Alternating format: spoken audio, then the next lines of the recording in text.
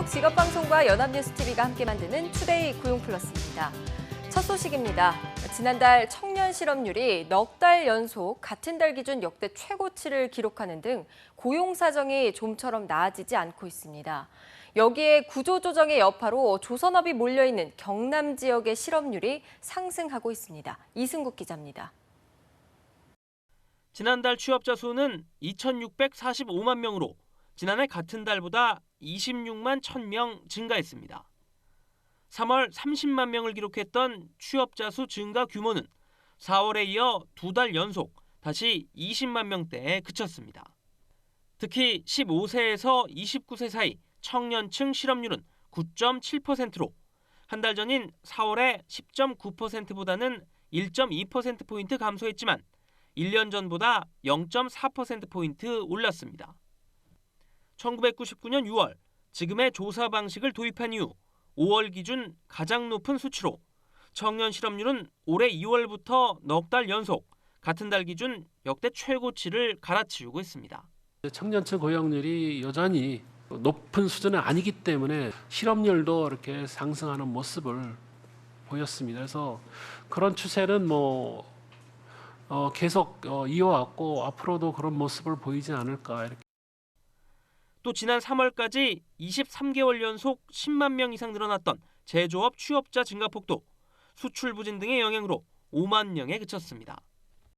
지역별 실업률을 살펴보면 조선업이 몰린 경남 지역의 실업률이 3.7%를 기록해 1년 전에 비해 1.2%포인트 오른 것으로 나타났습니다. 전국 16개 시도 가운데 실업률 증가폭이 가장 컸는데 조선 해운 분야 구조조정의 여파가 반영되기 시작한 게 아니냐는 분석이 나옵니다. 연합뉴스TV 이승국입니다. 네, 요즘 최악의 취업난을 겪고 있는 청년층 사이에서는 부모의 자산 등 타고난 집안 환경에 따라 계층을 나누는 수저론이 팽배한데요. 불공평한 세상에 대한 젊은 층의 자조로 치부하기엔 우리 사회의 기회 불평등이 실제로 심각하다는 연구 결과가 나왔습니다. 이소영 기자입니다. 지난해 인터넷을 달군 수저 구분표입니다. 부모의 자산 정도에 따라 자식 인생의 등급을 나눠 씁쓸함을 안겨줬는데 이것이 단지 젊은이들의 자괴 섞인 투정은 아니라는 분석이 나왔습니다. 동그라미 재단은 우리 사회의 생애주기별 기회불평등 문제를 조명하는 연구 발표회를 개최해 이 같은 결과를 발표했습니다. 연구자들은 입을 모아 우리 사회가 유사 신분사회로 나아가고 있다고 말합니다. 가구 소득과 같은 소위 수저 세기, 교육비 격차와 학력으로 이어지고 이후 노동시장 진입에까지 영향을 주는 등 계층이 재생산되는 모습이 실제로 확인되고 있다는 것. 반복되는 악순환은 노력해도 안 된다는 집단적 무기력으로 이어지고 있습니다. 실제로 우리 사회에서 성공하려면 개인의 노력보다 사회경제적 배경이 더 중요하다고 답한 사람은 전체의 73%, 지난해보다 8%포인트 증가한 데다 중장년층도 자녀 세대의 계층이 하층에서 상층으로 올라가는 것이 과거에 비해 11배나 어렵다고 보는 등 전망은 갈수록 부정적으로 흐르는 추세입니다. 문제 제기만 되었을 뿐 그거를 풀기 위한 노력이 하나도 없었다. 그러므로 계속 조금씩 더 악화되어 간다. 이제는 보다 명확히 깨닫고 그걸 조금씩 고쳐나가는 노력들을. 금수저를 물고 태어나면 자식까지 금수저가 되고 흙수저는 다시 흙수저를 낳는 시대. 이제는 근본적인 변혁이 필요해 보입니다. 연합뉴스TV 이소영입니다. 올해 9급 지방공무원 필기시험이 서울을 제외한 16개 시도에서 18일에 일제히 치러집니다. 행정자치부는 전국 312개 시험장에서 18일 9급 지방공무원 필기시험을 치른다고 밝혔습니다. 16개 시도가 모두 1,366명을 모집하는 이번 시험에 21만 2,711명이 지원해 평균 18.7대 1의 경쟁률을 보였습니다. 한편 서울은 25일에 7, 8, 9급 공채 시험을 동시에 치를 예정입니다. 상사의 지시를 어디까지 따라야 할까요? 경찰 간부가 근무 중이던 직원들을 식당으로 오게 한 뒤 함께 술을 마신 지인들의 차를 대리운전할 것을 지시했습니다. 신속하게 출동해야 할 상황이 벌어졌더라면 어떻게 됐을까요? 정윤덕 기자입니다. 지난 2일 점심시간이 조금 지나 대전의 한 식당 앞에 경찰 순찰차 2대가 출동했습니다. 휴가 중이던 관할 지구대장이 지인들과 함께 술을 곁들인 식사를 마친 뒤 근무하고 있던 부하 직원들을 부른 것입니다. 지구대장은 출동한 직원들에게 1인당 소주 1병가량씩을 마신 지인 2명의 차를 그들의 집까지 대신 운전하라고 지시했습니다. 이곳에 도착한 경찰관들 가운데 2명은 지구대장 지인들의 차를 나눠 운전하고 나머지 2명은 순찰차를 몰고 그 뒤를 따랐습니다. 국민의 생명과 안전을 최일선에서 지킨다는 자부심을 가슴에 품고 있던 경찰관들이 순간 지구대장 지인들의 대리운전 기사가 된 것입니다. 직속 상관의 지시였기에 아무 말 없이 따를 수밖에 없었습니다. 지구대장은 직원들에게 대리운전을 지시한 사실을 인정했습니다. 차를 갖고 간다는 거예요. 그러지 말고 그러면 제가 순찰차로 오라고 해서 차라리 가까우니까 제가 차를 집에 모셔다 드리겠다. 그렇게 된 거죠. 경찰은 해당 지구대장과 그의 지시에 따라 대리운전을 했던 직원들을 상대로 감찰에 나설 계획입니다. 연합뉴스TV 정윤덕입니다. 노동계와 경영계가 최저임금 제도 개선과 내년도 인사관을 놓고 강하게 맞서고 있습니다. 노동계는 저임금 노동자들이 유휴수당을 제대로 받도록 최저임금을 월급으로 고시하자는 주장을 내놓는 반면 경영계는 택시기사와 경비원, 자영업 등의 현실을 반영해 최저임금을 차등화해야 한다고 주장하고 있습니다.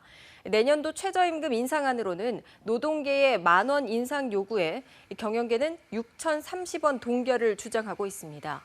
최저임금위원회 4차 전원회의는 어제 정부 세종청사에서 열렸습니다.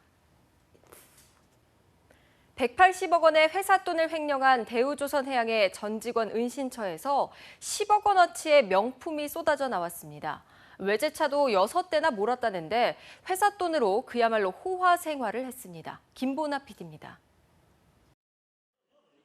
명품 가방 안에서 700만 원이 넘는 명품 시계 케이스가 나옵니다. 케이스를 열어보니 고가의 시계가 빼곡히 들어있습니다. 회사 돈 약 180억 원을 횡령한 혐의를 받고 있는 대우조선해양 A 전 차장의 은신처에서 시가 10억 원 상당의 명품 가방과 귀금속이 쏟아져 나온 겁니다.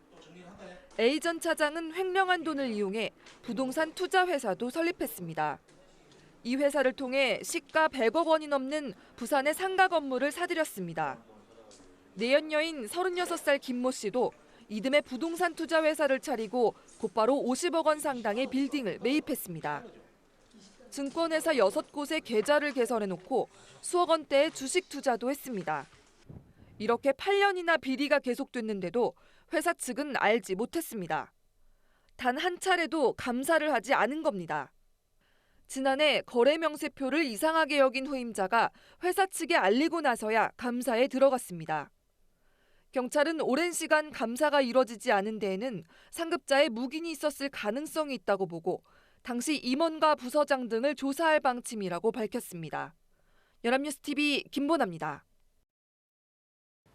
산업은행이 대우조선해양의 천문학적 부실을 사실상 눈감아왔다는 지적이 일면서 홍기택 전 산업은행장 등 전현직 임원들의 징계 수위가 관심을 끌고 있습니다. 재무부실 방치에 대한 책임을 물은 사례가 거의 없어서 앞으로의 처벌 수위도 관심을 끌고 있습니다. 이경태 기자가 보도합니다. 감사원이 대우조선해양의 부실 원인으로 산업은행의 직무 태만을 지적하며 당시 수장이었던 홍기택 전 산은회장의 책임을 직접 거론했습니다.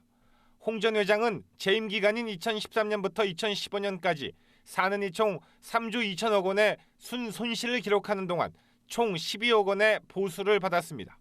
최근엔 아시아인프라투자은행 부총재로 임명되어 계속 승승장구하고 있던 상황.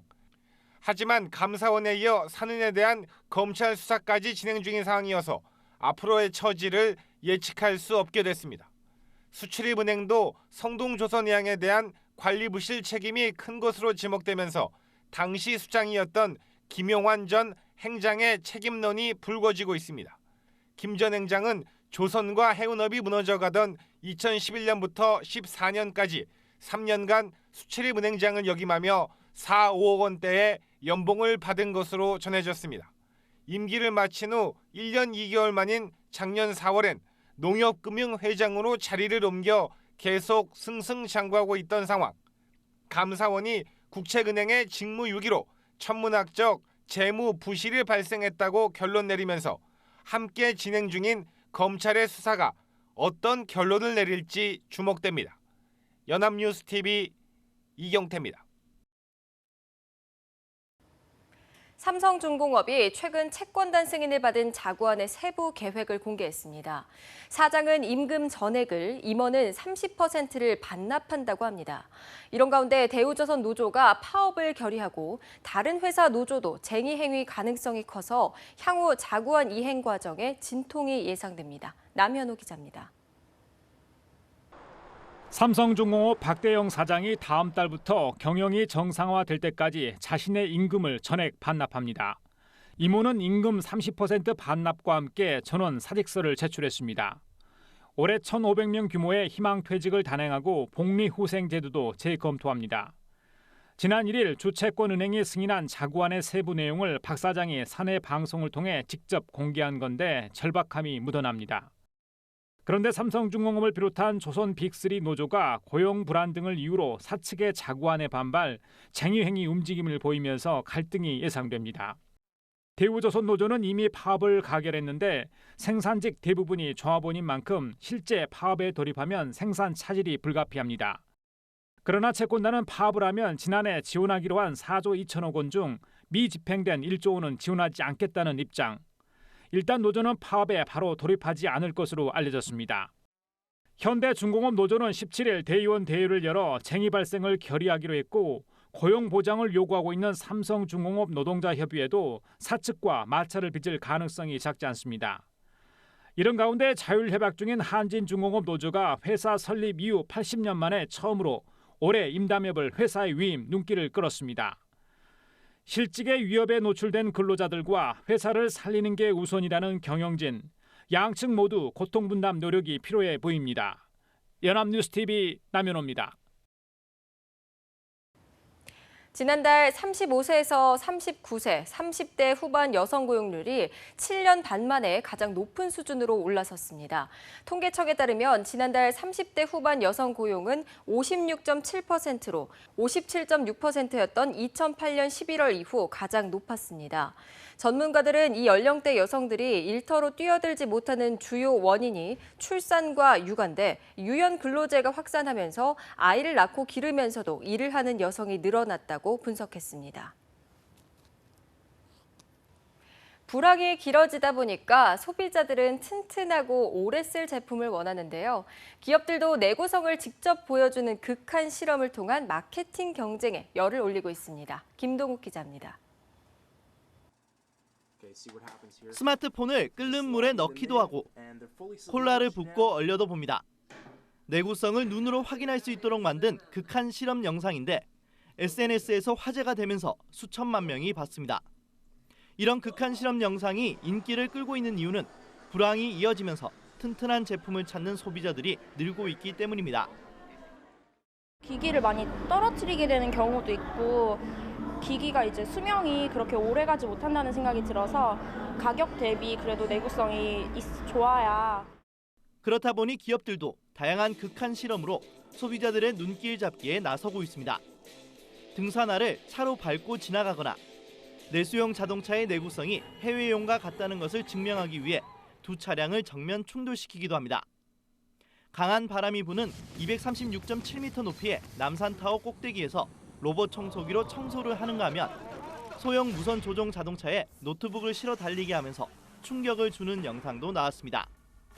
제품이 튼튼하다는 설명보다 직접 부딪히고 충돌하는 그런 영상을 볼 때 소비자분들이 더 제품의 장점을 빠르게 이해할 수 있습니다. 잘 만든 광고 영상은 매출과 직결되는 만큼 기업들의 극한 실험 경쟁은 더욱 치열해질 것으로 보입니다. 연합뉴스TV 김동욱입니다.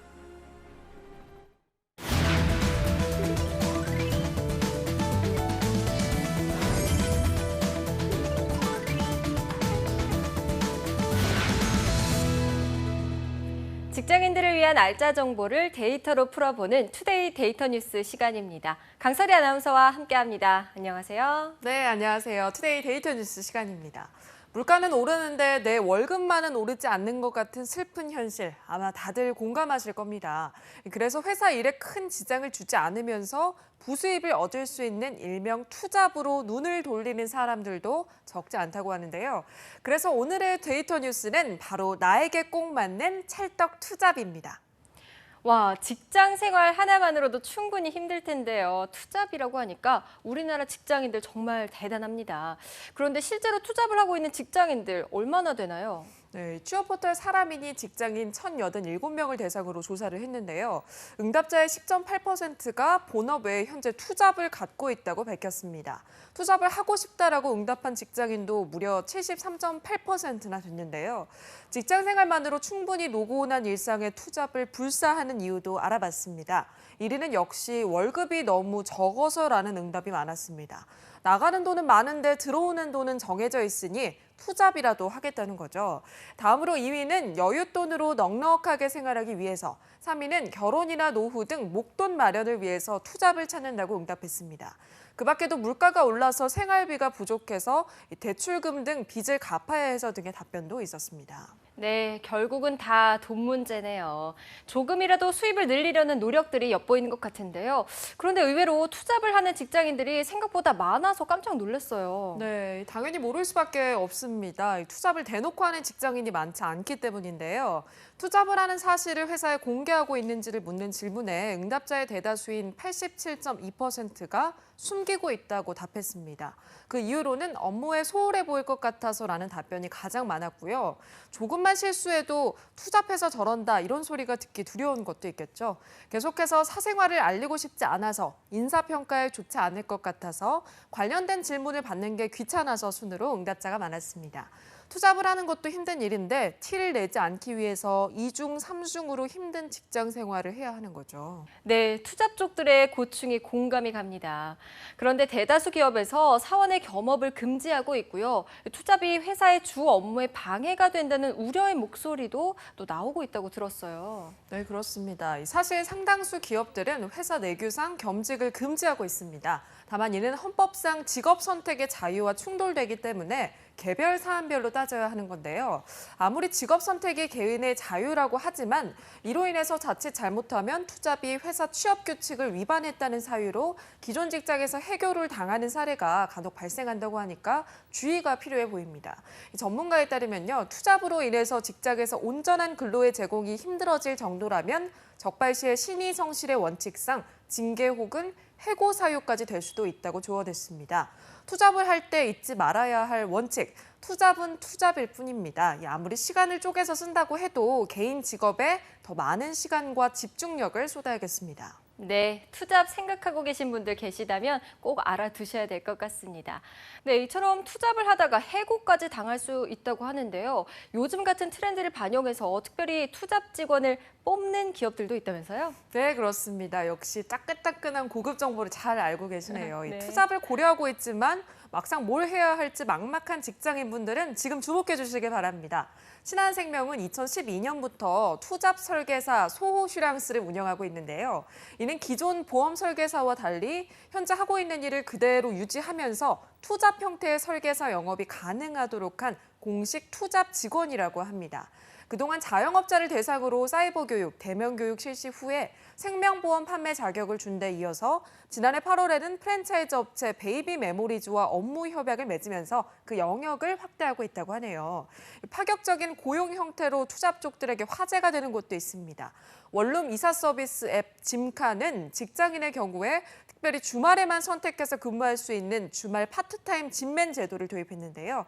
기본 월급은 90만 원 정도라고 합니다. 네, 정말 좋은 정보인 것 같습니다.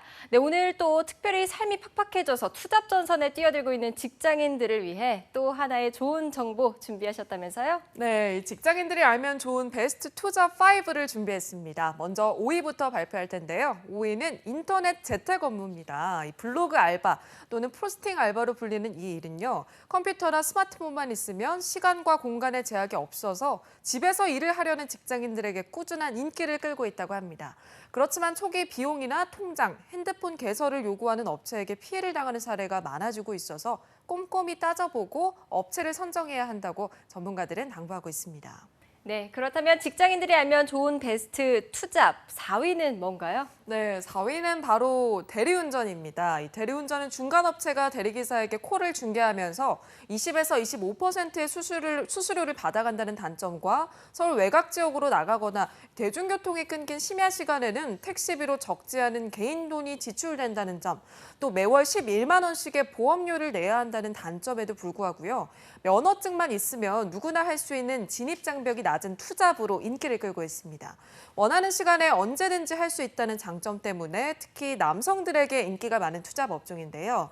일반적으로 회사 퇴근 후 밤 8시부터 새벽 2시 정도까지 한다고 했을 때 하루 5만 원에서 8만 원을 벌게 되고요. 한 달이면 100만 원에서 120만 원 정도 벌 수 있다고 하더라고요. 네, 이 대리운전은 아무래도 투잡의 대표적인 업종이 아니었나 싶네요. 자, 그럼 직장인 베스트 투잡 3위 알려주시죠. 네, 이어서 3위입니다. 바로 사무보조인데요. 주로 아웃소싱 회사를 통해서 채용되는 경우가 많습니다. 이 업무 시간이 보통 8시간에서 10시간으로 상대적으로 길지만요. 평균 시급은 5천 원에서 7천 원 사이로 주급과 월급을 선택해서 받을 수 있다고 합니다. 이어서 직장인 베스트 투잡 2위는요. 명불허전 꿀알바. 주말 결혼식 하객 대행입니다.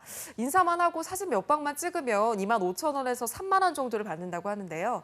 정장을 입고 화장을 하는 수고는 어느 정도 감수할 수가 있겠죠. 용모가 뛰어나거나 경험이 많은 하객은 한 사람당 최대 5만 원까지 추가 수입을 올릴 수 있다고 합니다. 네, 하객 알바도 경력이 필요하군요. 자, 그럼 마지막으로 직장인들이 알면 좋은 베스트 투잡 대망의 1위는 뭘까요? 네, 대망의 1위는 바로 자격증만 있으면 투자한 만큼 벌 수 있는 강사입니다.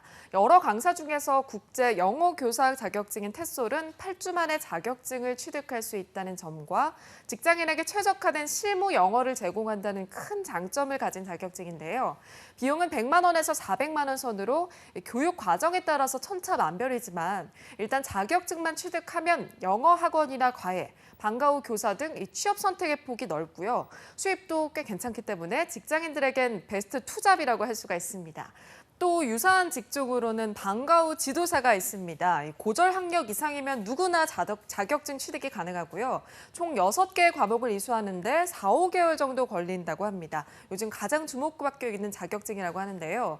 유치원이나 학교에서 방과 후 수업이 늘어나고 있고 시간 활용이 자유롭다는 장점이 있고요. 학급 인원이나 시수에 따라서 수입이 괜찮기 때문에 투잡으로도 안성맞춤이라고 할 수가 있겠죠. 그 밖에도 새벽잠이 없는 편이라면 단시간 근무가 가능한 신문, 우유 등 배달 업무를 추천합니다. 보통 출근 전인 4시 반에서 7시 시간대에 일하게 되는데요. 평균 70만 원 정도를 벌 수 있다고 합니다. 네, 오늘 조사 정말 많이 하셨는데 다들 자신에게 맞는 찰떡 투잡 찾으셨는지 모르겠습니다. 네, 투잡은 선택의 문제이기도 하지만요. 경제적인 차원에서 일부 사람들에게는 불가피한 문제일 수도 있다는 생각이 듭니다. 하루빨리 물가가 안정되고요. 모든 직장인들이 자신이 합당하다고 생각할 수 있는 임금을 받으면서 생활할 수 있는 날이 오기를 기원해 봅니다. 네, 지금까지 투데이 데이터 뉴스 강설희 아나운서와 함께했습니다. 고맙습니다. 네, 고맙습니다. 투데이 고용플러스 오늘 준비한 소식은 여기까지입니다. 오늘도 함께해 주신 여러분 고맙습니다.